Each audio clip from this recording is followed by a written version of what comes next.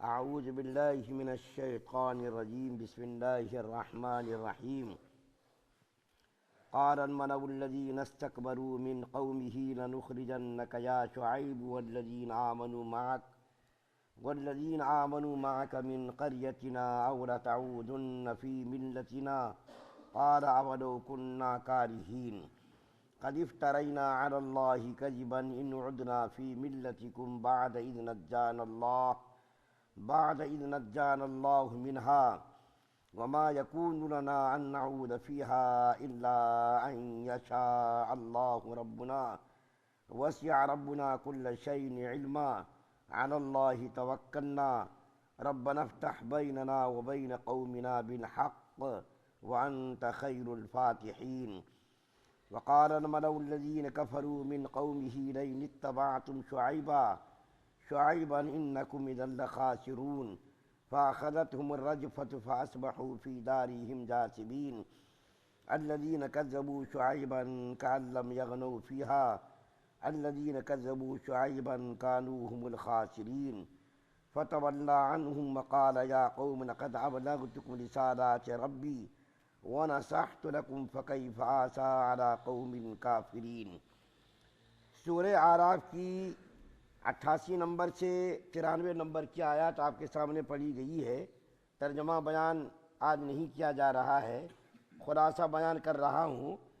حضرت شعیب علیہ السلام نے اپنی قوم سے یہ فرمایا کہ اے میری قوم کی لوگو، بت پرستی چھوڑ دو، صرف اللہ کی عبادت کرو۔ یہ بات پیچھے بھی عرض کی جا چکی ہے۔ تمام انبیاء کرام کی دعوت کا مرکزی نقطہ توحید ہے۔ تمام نبیوں نے یہی اپنی قوم کو دعوت دی کہ صرف اللہ کی عبادت کرو، اس کے علاوہ کسی کی عبادت مت کرو۔ اور یہ فرمایا کہ اے میری قوم کے لوگوں، تم لوگ ناپ تول میں کمی مت کرو۔ قوم شعیب کی یہ برائی اس کے اندر پائی جاتی، جہاں بہت ساری برائیاں وہاں یہ بھی برائی پائی جاتی تھی کہ وہ لوگ ناپ تول میں کمی بیشی کرتے تھے۔ لیتے وقت تو خوب لیتے تھے، دیتے وقت دینے میں روتے تھے۔ تو انہوں نے فرمایا کہ اے میری قوم کے لوگوں، ناپ تول میں کمی مت کرو، برابر برابر لیا کرو، برابر برابر دیا کرو۔ تو برے کہ بہت ساری برائیوں کے بعد جب حضرت شعیب علیہ السلام نے اپنی قوم کو بہت کوششیں کی، منتیں کی، سماجتیں کی کہ میری قوم راہ راست پر آ جائے، تو وہ لوگ راہ راست پر آنے کے بجائے ان لوگوں نے حضرت شعیب علیہ السلام کو دھمکیاں دینی شروع کی کہ دیکھو اے شعیب علیہ السلام، اگر تم ہماری بات نہیں مانتے اور تم ہمارے مذہب میں دوبارہ واپس نہیں آتے۔ مسلمانوں کو بھی دھمکیاں دی، جو تھوڑے مسلمان تھے ان لوگوں کو بھی دھمکیاں دی کہ تم لوگ پھر دوبارہ ہمارے مذہب میں یعنی کفر اور شرک کی طرف لوٹ جاؤ۔ شعیب علیہ السلام کو بھی دھمکی دی، اور تھوڑے مسلمان تھے ان کو بھی دھمکی دی، اور یہ کہا کہ اگر تم لوگوں نے ہماری بات نہیں مانی تو ہم تم کو یہاں سے نکال دیں گے، بستی سے نکال کر باہر کر دیں گے۔ تو حضرت شعیب علیہ السلام نے ان لوگوں سے فرمایا کہ اللہ تعالیٰ نے مجھ کو علم دیا ہے، وحی کے ذریعے علم دیا ہے کہ کفر کرنا، شرک کرنا،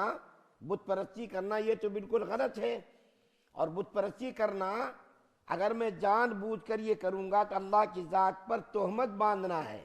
اللہ کی ذات پر الزام لگانا ہے۔ حالانکہ پہلے سے میں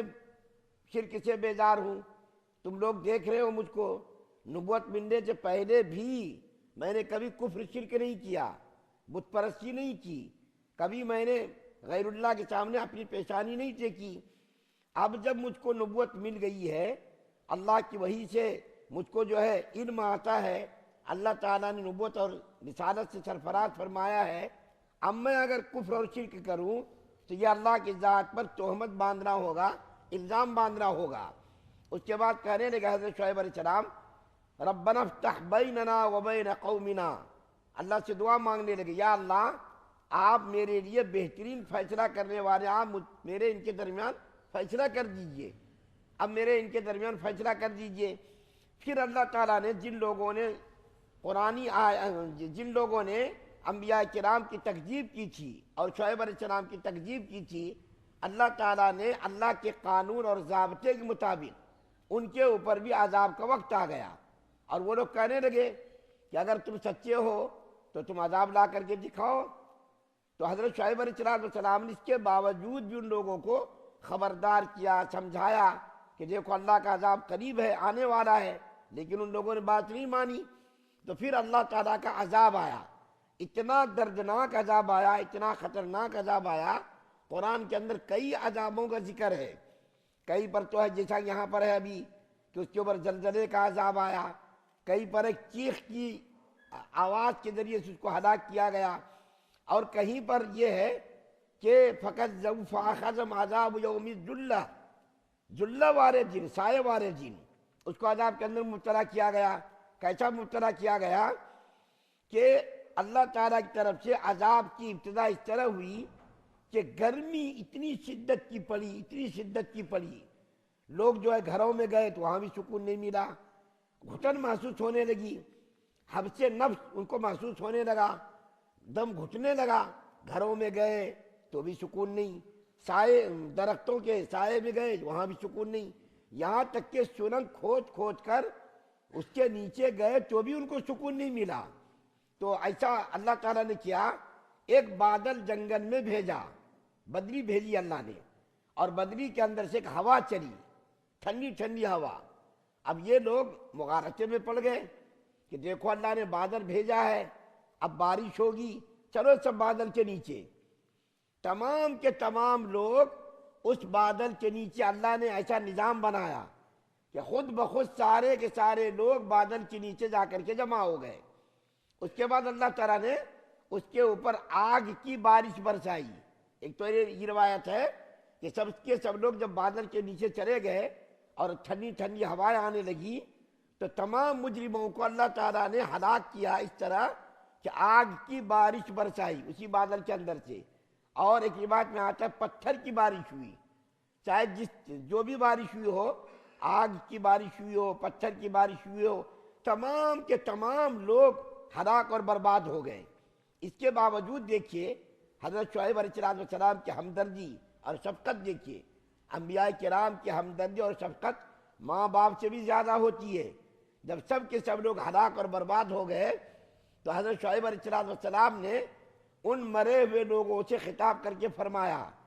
کہ اے میری قوم کے بدبختوں،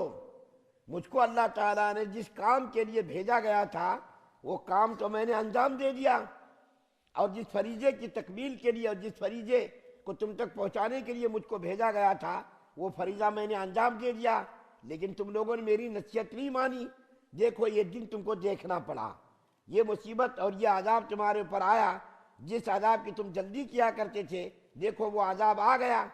اس عذاب سے تم لوگ نہیں ڈرے، تم نے میری بات نہیں مانی، تو اس عذاب کے اندر تم لوگ مبتلا کیے گئے۔ اس کے بعد پھر حضرت شعیب علیہ السلام اور اس کے جو مسلمان ایمان لانے والے لوگ تھے یہ سب کے سب لوگ مکہ آئے، اور مکے کے اندر یہ ان لوگوں نے بقیہ زندگی گزاری۔ اور کہا جاتا ہے کہ مکے کے اندر خانہ کعبہ کے اندر 2 انبیاء کرام کی قبریں ہیں، خانہ کعبہ کے اندر 2 انبیاء کرام کی قبریں ہیں،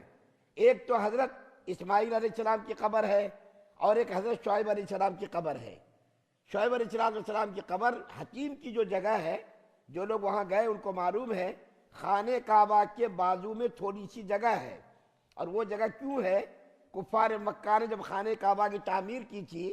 تو پیسے کی کمی کی وجہ سے اس جگہ کو باہر رکھ دیا تھا، خانہ کعبہ کے اندر اس کو شامل نہیں کیا، لیکن حضرت ابراہیم علیہ السلام نے جو خانہ کعبہ کی تعمیر کی تھی وہ جگہ بھی خانہ کعبہ کے اندر تھی، لیکن پیسوں کی قلت کی وجہ سے وہ جگہ خانہ کعبہ سے باہر رہ گئی، وہیں پر حضرت شعیب علیہ السلام کی کہتے ہیں قبر ہے۔ تو بڑے کبھی ان لوگوں نے مکے کے اندر زندگی گزاری۔ ان واقعات کے بیان کرنے کا مقصد کوئی تفریح نہیں ہے، کوئی دلچسپی سے سن لینا، کوئی تفریح کر لینا، یہ نہیں ہے، بلکہ ان واقعات کے بیان کرنے کا مقصد یہ ہے کہ ہم لوگ اپنی زندگیوں کو بدلنے کی کوشش کریں۔ ہماری زندگی کے اندر جو بے راہ روی کے شکار ہیں جو لوگ، جو خدا فراموشی کے اندر مبتلا ہے، جو لوگ اللہ کی طرف سے توجہ کو ہٹا کر کے اپنی مرضیات کے مطابق، نفسانی خواہشات کے مطابق زندگی گزار رہے ہیں،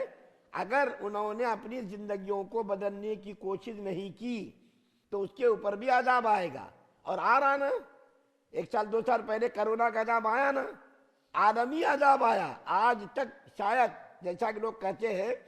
جب سے دنیا بنی ہے اس وقت سے لے کر اب تک کبھی بھی ایسا عالمی عذاب نہیں آیا. علاقے میں، گاؤں میں، ایک ملک میں عذاب آتا تھا، کبھی سیلاب کا عذاب، کبھی زلزلے کا عذاب، یہ سب تو ہوا، لیکن عالمی سطح پر کبھی بھی شاید ایسا نہیں ہوا کہ پوری دنیا ایک عذاب کے اندر مبتلا ہو گئی ہو. اس کے باوجود بھی آج مسلمان اپنی زندگیوں کو بدلنے کے لیے تیار نہیں، خدا کی طرف رجوع ہونے کے لیے تیار نہیں. اب پھر سے جو ہے عذاب جو ہے آنے والا ہے کہہ رہے جیسا، اس عذاب کے اندر کتنے لوگ ہلاک ہوں گے. اور کرونے کے زمانے میں آپ نے بھی مشاہدہ کیا، جتنا گناہ 50 سال میں نہیں ہوا اس سے زیادہ گناہ کرونا کے دور میں مسلمانوں نے کیا. نماز تو پڑھتے ہی نہیں تھے، جب بھی پوچھو بھائی مسجد میں تو آنے کی اجازت نہیں، مسجد میں آنے کی اجازت نہیں تھی لیکن گھروں میں تو پڑھ سکتے تھے نا. افطار کے وقت دیکھیے، ہم نے خود اپنی آنکھوں سے دیکھا بہت سارے نوجوان یہاں بیٹھے ہوئے ہیں، روزہ نہیں، نماز نہیں، اللہ تعالیٰ کی یاد نہیں. اس لیے مسلمانوں کے ان واقعات کے بیان کرنے کا مسلمانوں کے سامنے مقصد دلچسپی سے سننا نہیں، بلکہ مسلمانوں کو خدا کے عذاب سے ڈرانا مقصود ہے کہ دیکھو پیغمبروں کی قوموں نے نبیوں کی بات نہیں مانی تو اس کے ساتھ اس قسم کے عذابات آئے، اور جن جن لوگوں نے بات مانی اور خدا کی مرضی کے مطابق زندگی گزاری اس کے ساتھ یہ معاملہ ہوا کہ اللہ تعالیٰ نے اس کو نجات دے دی. سارے کے سارے لوگ ہواؤں کے اندر مبتلا ہوئے ہلاک ہو گئے. لیکن آپ کو معلوم ہے قوم ہود